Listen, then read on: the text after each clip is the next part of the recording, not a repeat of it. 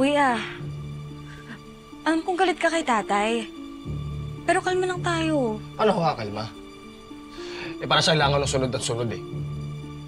Alam mo, dapat di na ako pumunta dito kasi ayoko naman siyang makita, pati yung anak niya.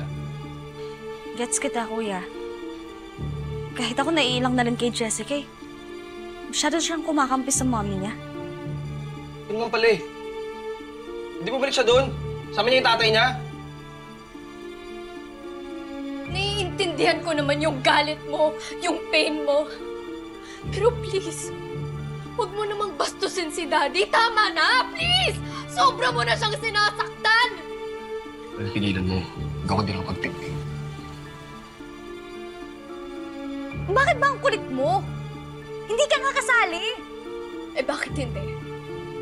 Eh Daddy ko yung inaaway ng kuya mo. Ano ba talagang hindi mo magets?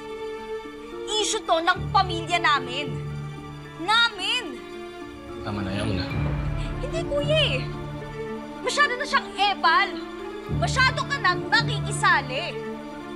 Hindi ka nga kasali dito sa pamilya namin. Oo nga eh. Mabuti nga't hindi ako naging part ng family niyo. Dahil ayoko magkaroon ng mga kapatid na bastos at hindi marunong mag-forgive. Wait! Tama na! Tama na! Hindi bastos ang ate at kuya ko! Kung merong mang bastos dito at masama yung ugali, yun yung mami mo!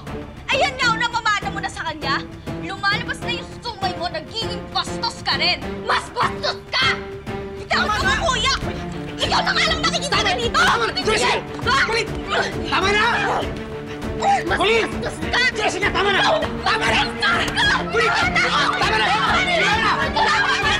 Tama na! Hindi na kayo nahiya sa mga bisita!